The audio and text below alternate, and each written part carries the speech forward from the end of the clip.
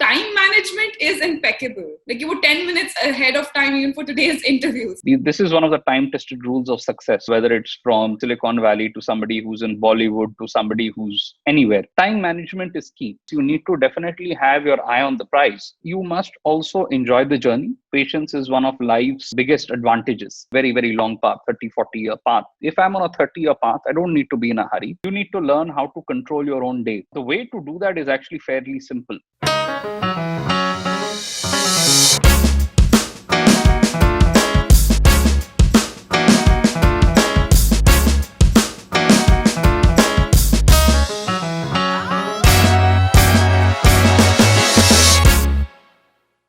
Hi everyone and welcome to Mentor Mondays, your safe space to learn, transform and grow. With this series, we aim to create a direct dialogue that allows budding professionals to deep dive into the minds of young achievers. The mentor we have for you today is someone who practices law. He's practically perfected it. He sees the injustices in the world and he's corrected it.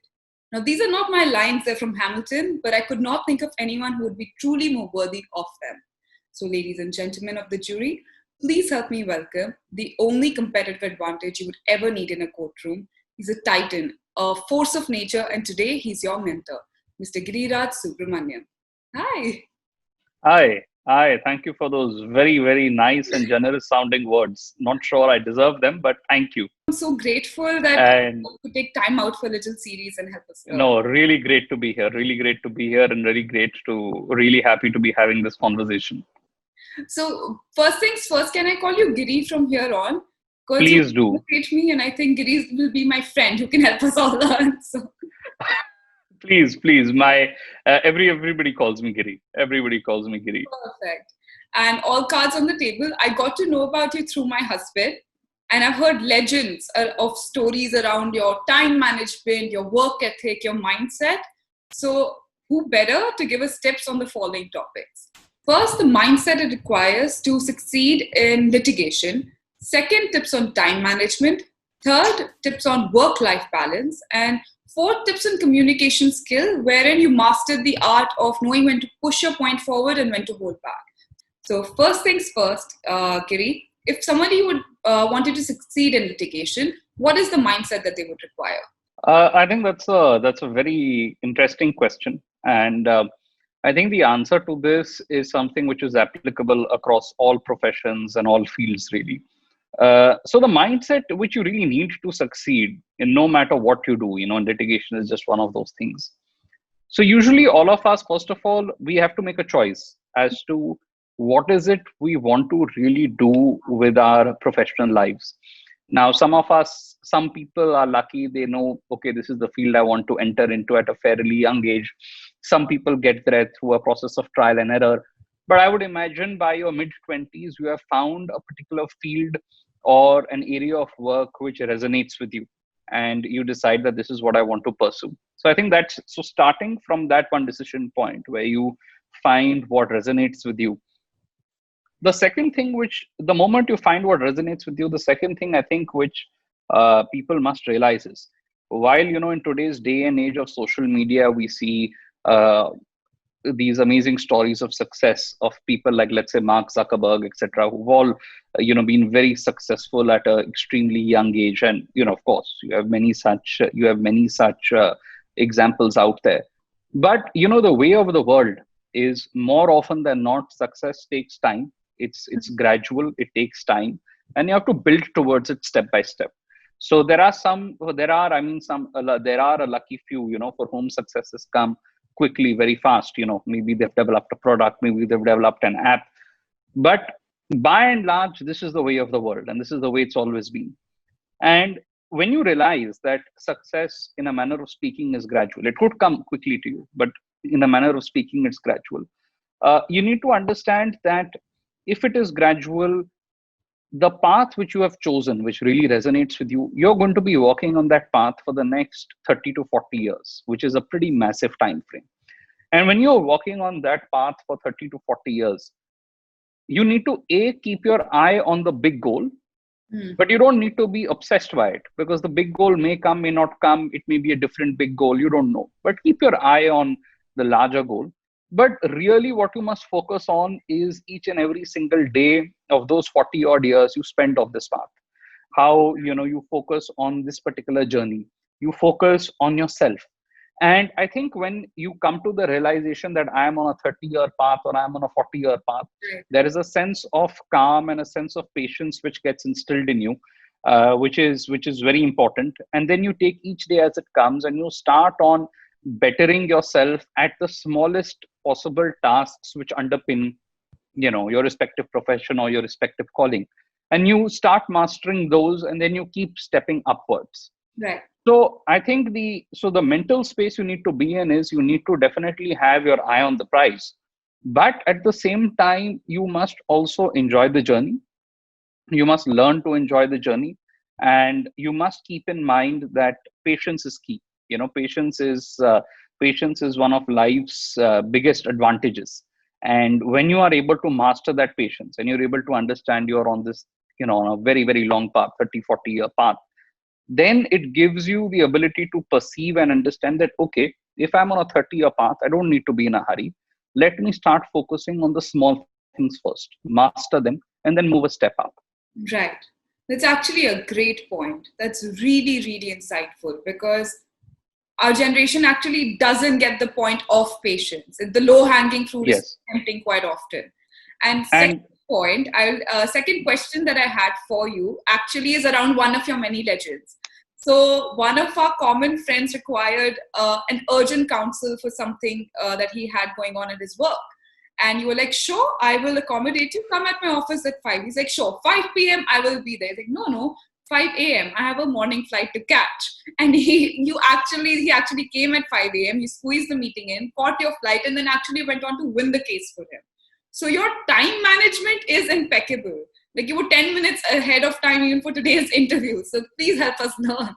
so the thing with time management is, you I think everybody comes to this phase very early on. Once you've been working for 3-4 years, you suddenly then realize that things have your days become so much more complicated that within 3-4 years you're suddenly in a space where you feel, okay, it's not actually me controlling my day, but it's actually my day which is controlling me.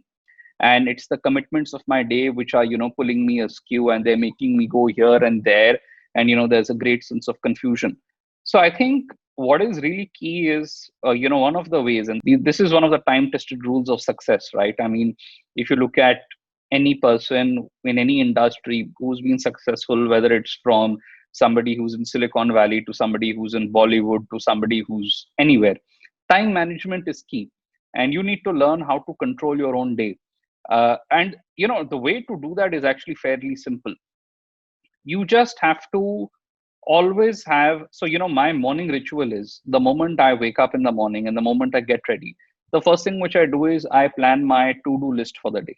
I spend a good 15 minutes planning my to-do list for the day, where I've slotted out each and every single thing which I need to do, both professional and personal. Then I slot out, if it's a Monday, I slot out what I have to do for that week. And then I also try and slot out whatever I have to do for that month, the big ticket items which you need to get, which you need to accomplish over the course of a month. And when you plan, it gives you so much more visibility as to, what is it you're doing. It also allows you to slot in, it also allows you to engage with any new urgency or new, any very urgent development which you may have to engage with. So it allows you the flexibility to do that. And it makes you much more efficient. So just the very act of planning your day actually makes you more efficient in even when you're doing those tasks. So true. Because so when you know that I have 5 tasks to do and it's all put together, now what happens is, you will know in the back of your mind, your subconscious will always know that, look, today I can't achieve just one, but I have to achieve 5 tasks. So you will be very efficient when you're doing also each one of those tasks, as compared to a point of time when you haven't put your to-do list. In the back of your head that there are 5 tasks, but then what happens is, each task you end up procrastinating a little bit, or you end up spending too much more time about it. So that on a whole makes your performance slightly inefficient, which then, all these inefficiencies put together, they really spill over. So to-do list, and making a to-do list for the day, for the week, for the month, it's critical. And the other thing which I'm a strong believer of and I practice myself is, the diary in which you make your to-do list for the day, week, and month. It's also really like a journal.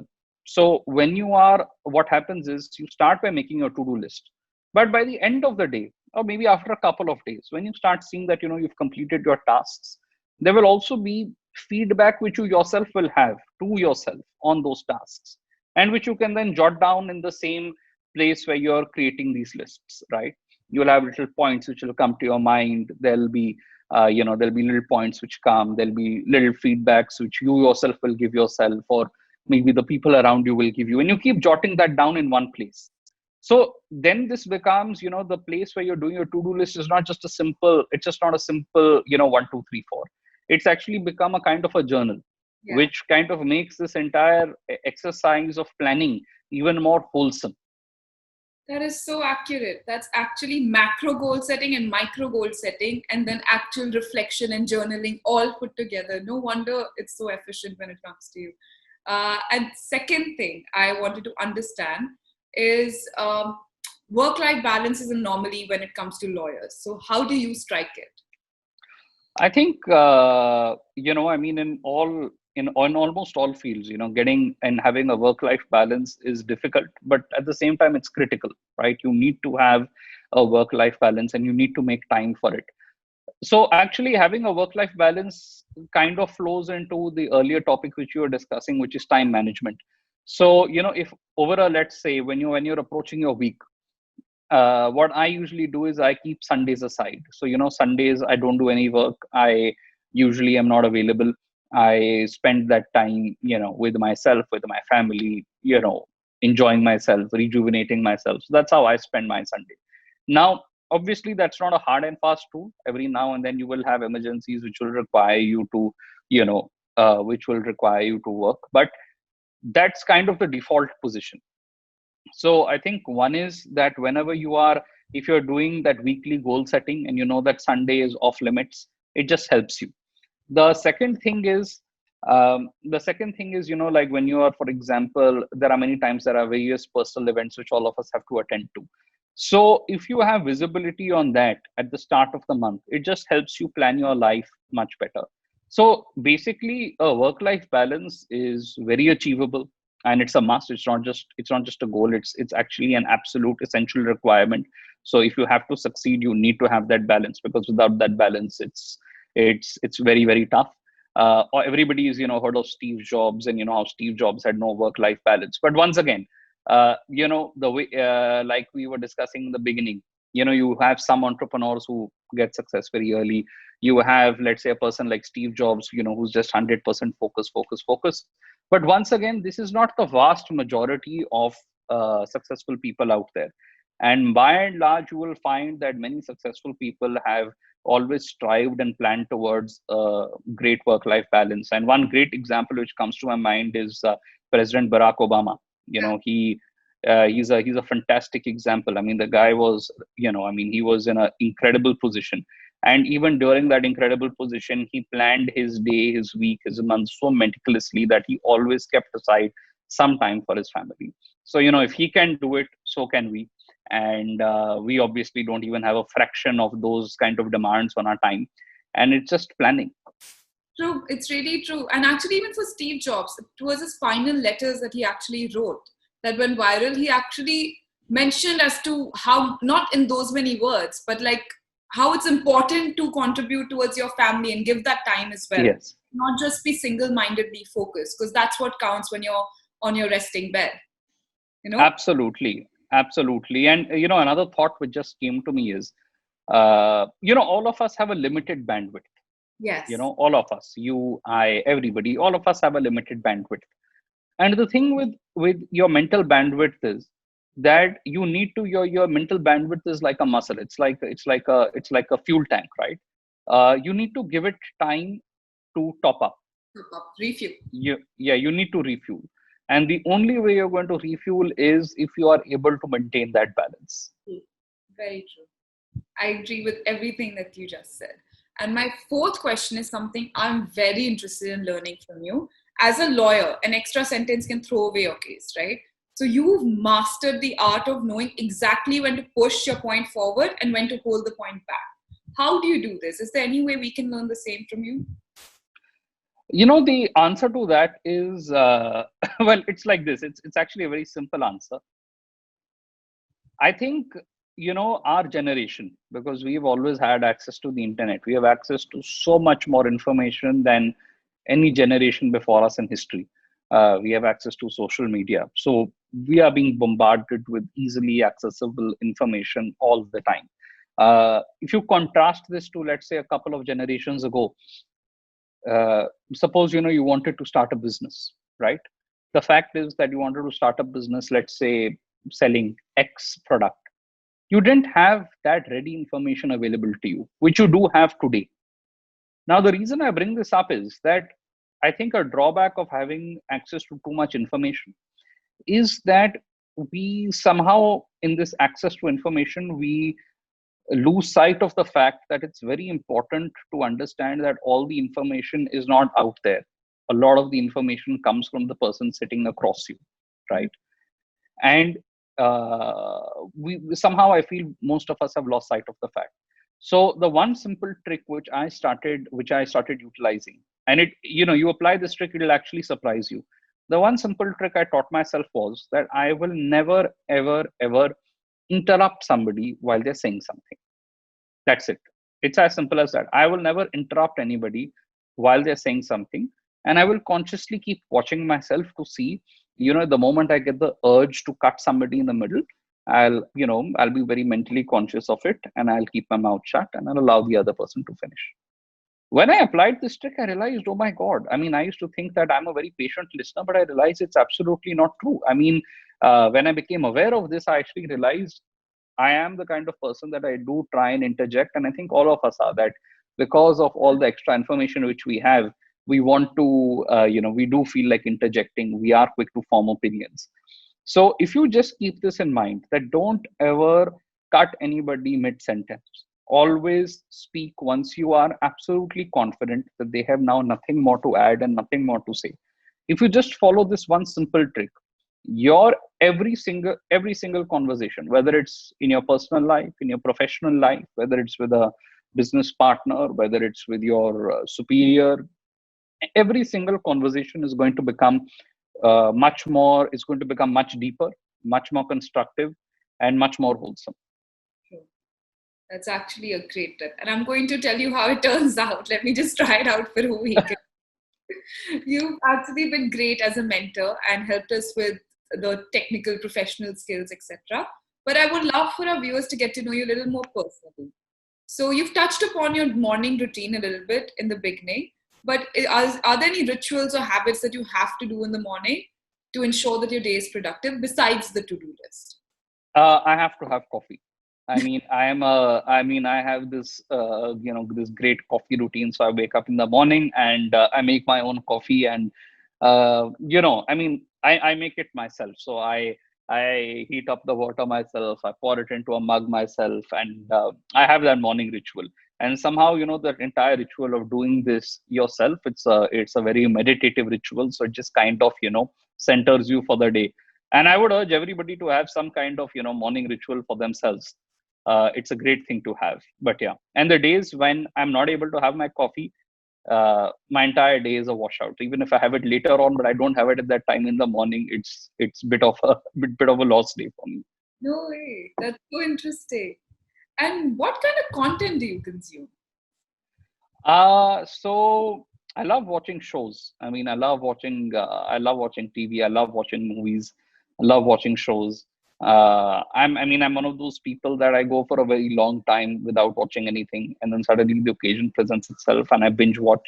So that's how I've actually watched whatever content I've watched over the last couple of years. And I love reading. I mean, I love reading books. I love reading newspapers. So I have a Kindle, and that's an amazing device. And so whatever are the latest books out there, I always try and find time to read them some point of time or the other. Right. So yeah. Are there any two books that you could recommend to all of us to actually consume that you think uh could be fiction or it could be educational even? Okay, so this is one amazing book, which is by this person called Tim Ferriss. It's called The 4 Hour Work Week. So this guy, Tim Ferriss, he basically, yeah, so right? He decided that, okay, let me try and compress my work week into just 4 hours a week. And it's just an amazing read. I mean, it's just an amazing read because you just realize the kind of levels of organization, the levels of organizational ability you can hope to achieve. So anyways, I love that book. I mean, I read it for the first time and it just fascinated me. The other book I really love, I absolutely just adore, and I read this when I was in school and I continue to reading it to this day, is a book called Old Man and the Sea by Ernest Hemingway. Yeah, It's a very simple book, very thin book, but it is just such, I mean, there are just so many profound lessons in the book. It's amazing. lovely. And now I'm going to take you into the section called the rapid five. But we Sure. tweak this just a little for you.